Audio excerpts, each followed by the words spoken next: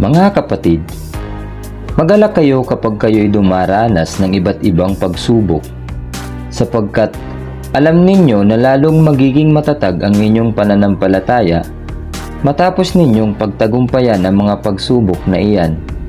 At dapat kayong magpakatatag hanggang wakas upang kayo'y maging ganap at walang pagkukulang. Ngunit kung kulang sa karunungan ang sino man sa inyo, humingi siya sa Diyos at siya'y bibigyan, sapagkat ang Diyos ay saganang magbigay at di nanunumbat.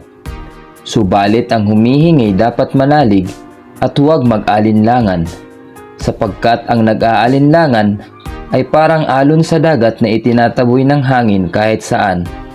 Huwag umasang tatanggap ng anuman mula sa Panginoon ang taong pabago-bago ang isip at di alam kung ano ang talagang ibig